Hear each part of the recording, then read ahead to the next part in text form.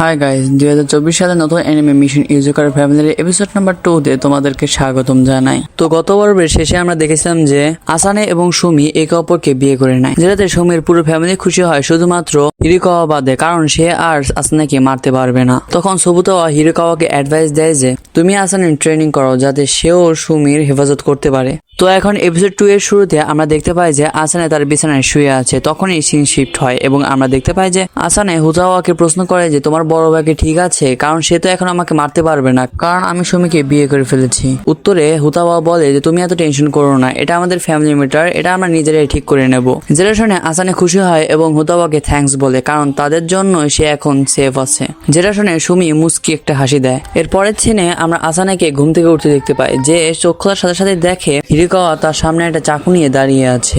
যেটা দেখে আসানে ভয় পেয়ে যায় এবং বলে তুমি এই চাকুনে কি করছো, তুমি কি আবার আমাকে মারার চেষ্টা করছো নাকি?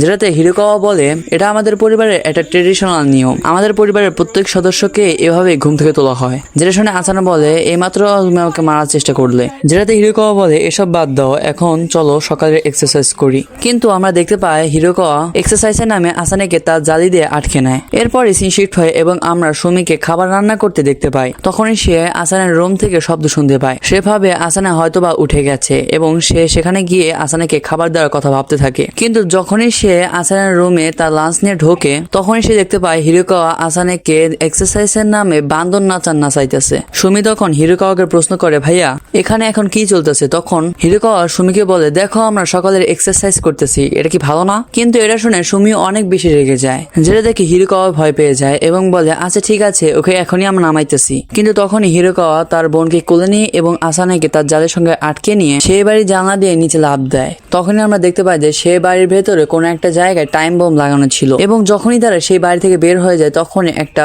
বড় বিস্ফোরণ ঘটে এবং পুরো বাড়িটাই উড়ে যায়। এসব হয়ে দেখে আসানে কোনো কিছু বুঝতে পারে না। তখন হিরোকাওয়া তাকে বলে এসব আমাদের সাথে প্রতিদিনই ঘটে, আমি তোমাকে এই সম্পর্কে পরে এক্সপ্লেন করব। তখন সুমি এসে আসানের দিকে হাত বাড়িয়ে দেয় এবং বলে এক্ষুনি চলো, তাছাড়া কিন্তু আমরা স্কুলে যেতে লেট করে ফেলবো। এরপরে আমরা তাদের তিনজনকে একটা গাড়িতে বসে থাকতে দেখি। সেখানে হিরোকাওয়া বলতে শুরু করে এই কাজটা আমাদেরই একজন শত্রু করেছে এবং তুমি দেখলে যে কিভাবে বোমটা ফাটলো, কিন্তু এই সম্পর্কে আমরা আগে থেকে জানতে পারি এই সোশ্যাল মিডিয়ার মাধ্যমে। তখনই হিরোকাওয়া দেখে তার শত্রু তাকে মেসেজ করেছে যে আমি আরো দুটো জায়গায় বোম ফিট করে রাখবো, পারলে সেটা থেকে বেঁচে দেখাও। এটা দেখে আসানে অবাক হয়ে যায় এবং বলে তোমার শত্রু তোমাকে মেসেজও করে? হিরোকাওয়া বলে হ্যাঁ অবশ্যই, আমার শত্রু আমাকে মেসেজ দেয়, কিন্তু তোমাকে শুধু তোমার কাজটা করতে হবে, সুমিকে প্রয়োগ করতে হবে, কারণ সুমি আমাদের পরিবারের হেড। চলো তোমাকে একটু ডিটেইলে বলি। আমাদের বংশের ভেতর সেই হেড হয় যার কাছে কোনো ম্যাজিক্যাল পাওয়ার থাকে না, কিন্তু তার ভেতর আমাদের বংশের ম্যাজিক গুলার জিন গুলা থাকে, যার ফলে তার বাচ্চাগুলো ম্যাজিক্যাল অ্যাবিলিটি গুলা পাবে।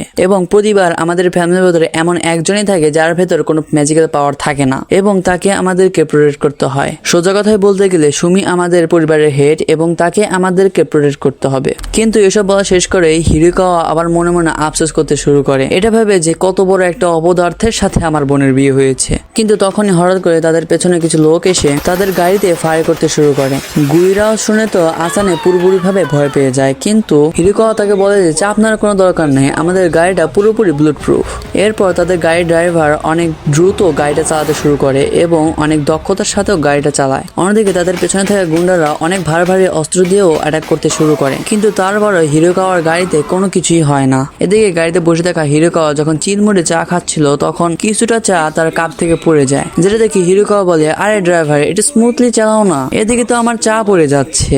কিন্তু অবাক করার বিষয় হলো আমরা দেখতে পাই যে গাড়িটাতে সূক্ষ্ম বাবা আর কেউ না, তাদের পোষা পেটটা চালাইতেছে। আচ্ছা এরকম পেট কোথায় পাওয়া যায়? একটু বাংলাদেশে থাকলে আমাকে একটু লোকেশনটা পাঠিয়ে দিও। কিন্তু অন্যদিকে তাদের উপর অ্যাটাক করা গুন্ডারা তাদের উপর অ্যাটাক করার জন্য কামানের গোলা ইউজ করে, যেটা বুঝতে পেরে আমাদের কালা পেট ড্রাইভার একটা স্টান দেয় এবং সেই বোম থেকে গাড়িকে বাঁচিয়ে নেয়। কিন্তু এসবের ফলে হিরোকাওয়ার হাত থেকে আরো একটু চা পড়ে যায়। এবার হিরোকাওয়া রেগে যায় এবং বলে আমাকে এখন বের হয়ে একটু দেখতেই হবে, এই শালারা আমাকে শান্তি মতো একটু চাও খেতে দিচ্ছে না। তখন হিরোকাওয়া তাদের গাড়ির ছাদে উঠে যায়, কিন্তু গুন্ডারা তার উপর ফায়ারিং করতে শুরু করে। কিন্তু হিরোকাওয়া খুব সহজে তার স্টিল স্পাইডারের সাহায্যে সেই সবগুলো কিছুই ব্লক করে নেয় এবং কিছুক্ষণের মধ্যে তাদের গাড়িকে খুব খারাপভাবে ভেঙে দিয়ে এবং সেগুলোকে ব্লাস্ট করে সেই গাড়ির ভেতর চলে আসে। গাড়ির ভেতর আসার পর সে আসানেকে বলে, দেখলে কিভাবে সুমিকে প্রোটেক্ট করতে হবে, এটা তোমার প্রথম দিন এবং আজ তুমি তোমার প্রথম মিশন পাবে। এরপর সিন শিফট হয়ে ক্লাসরুমে যায়, যেখানে সুমি ক্লাসরুমে এন্টার করে এবং তার ক্লাসমেটরা তাকে আসানের সম্পর্কে জিজ্ঞেস করে। কিন্তু যখনই তারা পেছনে তাকায় তখন তারা দেখে যে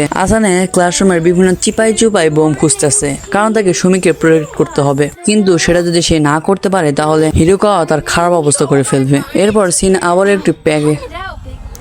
আবারও একটু পাশে চলে যায় এবং আমরা দেখতে পাই যে সুমি হিরোকাওয়াকে রেগে রেগে বলতেছিল যে, বড় ভাই তোমার কাছে তো অনেক বেশি কামানের গোলা, মিসাইল, বোমা এগুলো আছে, আর তুমি আসানাকে কেবলমাত্র একটা বন্দুক দিলা, এটা দিয়ে সে কিভাবে আমাকে প্রোটেক্ট করবে? সুমির মুখে এসব শুনে আমাদের আসানের ফেটে যায়। এরপর হিরোকাওয়া তাকে তার মোবাইল দেয় এবং বলে যে এই বোম্বারের একটা ভালো অভ্যাস আছে, সেগুলো হলো এ কখন কোথায় কিভাবে কতগুলো বোমা রাখবে সেসবের উপর লেটারের উপর লেটার লিখতে থাকে। দেখো আসানে, আমি তোমাকে এই কাজটা এজন্য দিচ্ছি কারণ ভবিষ্যতে তোমাকে সুমির ভালোভাবে প্রোটেক্ট করতে হবে এবং তুমি যদি তাকে প্রোটেক্ট করতে ফেল হও কিংবা প্রোটেক্ট করতে করতে তুমি মারা যাও তাহলে মনে রাখবা আমি তোমাকে জীবিত করে আবার মেরে ফেলবো। এরপর সিন আবার প্রেজেন্টে চলে আসে এবং আমরা দেখতে পাই যে আসানে অনেক অ্যালার্ট হয়ে গিয়েছিল এবং সুমি কোথায় কোথায় যায় সেদিকে নজর দিয়ে রাখছিল এবং বোম কোথায় কোথায় থাকতে পারে সেসবগুলো চেক করে রাখছিল। এভাবে একসময় সুমি খেলতে যায় এবং আসানেও তার থেকে একটু দূরে দাঁড়িয়ে থাকে যাতে সে তার উপর নজর রাখতে পারে। কিন্তু তখনই বোম্বারের একটা মেসেজ আসে তার কাছে, কিন্তু যখনই সে সেই মেসেজটা দেখতে যাবে তখনই তার মাথায় একটা বল এসে লাগে। এরপর তার বন্ধুরা এসে তাকে বলে, আসানে তুমি কি ঠিক আছো? যেটাতে আসানে বলে, হ্যাঁ আমি ঠিক আছি। কিন্তু তখনই সে অফিস রুমে কাউকে দেখতে পায় এবং সে তাকে ধরার জন্য ছুটে যায়। এভাবে সে এক সময় অফিস রুমের কাছে পৌঁছে যায়, কিন্তু তখনই সে রিয়েলাইজ করে যে তার পেছনে কেউ একজন দাঁড়িয়ে আছে এবং তখন সে দেখে নার্স সেখানে দাঁড়িয়ে আছে এবং নার্স তাকে প্রশ্ন করে, তুমি কি কোনো আঘাত পেয়েছো নাকি? যেটাতে আসানে বলে, না আমি কোনো আঘাত পাইনি। এই বলে সে সেখান থেকে যেতে শুরু করে, কিন্তু আমরা দেখতে পাই যে নার্স কিছুটা হাসতেছিল এবং পরের বার যখন আসানে পেছনে ঘুরে তাকায় তখন সে নার্সকে দেখতে পায় না। এরপর সিন লাঞ্চ টাইমে যায়, যেখানে সুমি এবং তার ক্লাসমেটরা খাইতেছিল, কিন্তু অন্যদিকে আসানে তাকে দেখে ভাবছিল যে এ কতটা খুশি আছে, কিন্তু যদিও সে জানে যে কোনো সময় তার উপর বিপদ আসতে পারে এবং সে মারাও যেতে পারে। এরপর তার আগের কিছু বন্ধু তার কাছে এসে তাকে কিছু চকলেট দেয়, কিন্তু ফার্স্ট টাইম তাদের চকলেটটা আসানে নেয় এবং সেটাকে খেতে শুরু করে, যেটা দেখে তার বন্ধুরাও অবাক হয় এবং বলে, বাহ আসানে, এবার তো তুমি মানা করলে না, রোজা আমাদের চকলেট নিয়ে খেতে শুরু করলে, এটা খুবই ভালো বিষয়। তখন আসানে নার্ভাস হয়ে যায় এবং ভাবে, না এটা তো আমার করার কথা ছিল না, এবং আবারও সে এতটা নার্ভাস হয়ে যায় যে পুরো অজ্ঞানী হয়ে যায়। যখন আসানের চোখ খোলে তখন সে তার সামনে সুমিকে দেখতে পায় এবং এরপর আসানে সুমিকে বলতে শুরু করে, সুমি আমাকে বিয়ে করে হয়তোবা তুমি অনেক পস্তাইছো, আমি জানতাম না যে তোমার জীবন সবসময় এত রিস্কের ভেতর থাকে, তারপরও আমি তোমার ফিলিংস কখনো বোঝার চেষ্টা করিনি, আমি আসলে একটা বড় সেলফিশ। মিসুমি তখন তাকে চুপ করে এবং বলে, তোমাকে বিয়ে করার ডিসিশনটা আমার ছিল এবং আমি ছোটবেলা থেকেই চেয়ে এসেছি যাতে তোমার সাথে আমার বিয়ে হয়। এরপর যখন আসানে উপর দিকে চেয়েছিল তখন তার নজরটা সিলিং এর ভেতরে যায়, যেখানে সে একটা বোম নোটিস করে। এরপরে সেই বোমটা ফিরে যায়, কিন্তু অন্য বাচ্চাদের এই শব্দটা শুনে মনে হয় যে কেউ হয়তোবা সায়েন্স ক্লাবে কোনো প্রকার এক্সপেরিমেন্ট করতেছে, তার জন্য এত শব্দ হইতেছে। এরপরে সিনে আমরা নানাওয়ের সাথে নার্সকে দেখতে পাই, কিন্তু সে আসলে নার্স ছিল না, সে ছিল ক্যাঙ্গো, যে কোনো রূপ ধারণ করতে খুবই এক্সপার্ট। এই দুজন ছাড়াও শিওনো আসানে এবং সুমির উপর নজর রাখতেছিল। অন্যদিকে আমরা দেখতে পাই যে বোম ফাটার পরেও আসানে এবং সুমির কিছু হয় না। তখন আসানে ভাবতে শুরু করে, বোমার কিভাবে জানলো যে আমরা এই সময় এইখানেই থাকবো? এসবের পর আসানে রিয়েলাইজ করতে পারে যে এই সকল কিছুই ছিল প্ল্যান করা, তারা কখন কি খাবে দাবে কি করবে সেই সকল কিছু আগের থেকে প্ল্যান করা ছিল। এবং এসব ভাবার পর সে বুঝে যায় যে পরের বোমটা কোথায় লাগানো আছে এবং সে দেখতে পায় যে সেই বোমটা তার সাথে লাগানো আছে। তখন সে ভাবনায় পড়ে যায়, বোমবার আগের থেকেই জানতো মিসুমির প্রোটেক্ট করার জন্য আমি সবসময় তার সাথে থাকবো এবং কখনোই তাকে চোখের আড়াল হতে দেবো না, তাই বোমবার আমার সাথে সেই বোমটা লাগিয়ে দিয়েছে।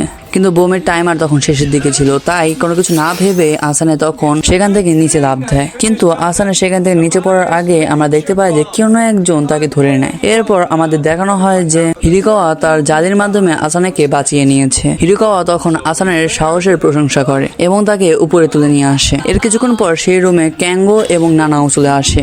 এরপর সেখানে শিনজো আসে কোনো একজনকে তুলে নিয়ে। এরপর সেখানে শিওনের ড্রোনও চলে আসে। যাই হোক, এরপর আমাদের দেখানো হয় যে শিনজো তাকে তুলে নিয়ে এসেছিল সেই হলো আসল বোমবার। হিরোকাওয়া বোমবারের বোমটাই বোমবারের গায়ে ফিট করে দেয়। তখন সেই বোমার বলে আমার উপর কি একটু দয়া দেখানো যায় না, যেটাতে হিরোকাওয়া বলে হ্যাঁ অবশ্যই, কেন নয়। এরপরই হিরোকাওয়া তাকে আকাশে ছুঁড়ে মারে এবং সেখানে সেই বোমটা বাস্ট হয়ে যায়। বোমটা বাস্ট হয়ে যাওয়ার পরে আসানের কাছে আবার মেসেজ আসে, সেখানে দেখাচ্ছিল যে সকল বোমই রিফিউজ করা হয়ে গেছে, যেটা দেখে আসানে এবং সুমি দুজনেই হাসে। কিন্তু এরপরে ছিল আমরা দেখতে পাই যে আসানে তার টোপলা টাপলা নিয়ে হিরোকাওয়ার বাড়িতে চলে এসেছিল, যার কারণে হিরোকাওয়া বেশ রেগেছিল। বেচারা আসানের ঘর আর নেই, সেটা তো বোম দিয়ে উড়ে গেছে। তাই আজ থেকে আসানে আমাদের সাথেই থাকবে, আর তাছাড়া ও তো আমার জামাইও হয়। যেটা শুনে আমাদের হিরোকাওয়া তো একদম বিস্ফোরিত হয়ে যায়, কিন্তু সে বেচারা কিছু বলতে পারে না। তখন সে আসানাকে ইনডিরেক্টলি ভয় দেখাতে শুরু করে এবং বলে আমাদের বাড়ির বিছানাগুলো অনেক আরামদায়ক হয়, এতটা আরামদায়ক হয় যে হয়তোবা তুমি কাল সকালে সূর্যটাও না দেখতে পাও, তাই নিজের একটু খেয়াল রেখো। তখন আসানা বলে আচ্ছা ঠিক আছে, এবং এরই সাথে আমাদের এপিসোড 2 এখানে শেষ হয়ে যায়। তো এপিসোডটি অবশ্যই তোমাদের ভালো লেগেছে সেটা আমি জানি, না এগুলো কিছু করার নেই। তো এখনই সাবস্ক্রাইব করে এবং আমার বকবকগুলো না শুনে প্লিজ দয়া করে এই ভিডিও থেকে প্লিজ বের হয়ে যাও। টাটা।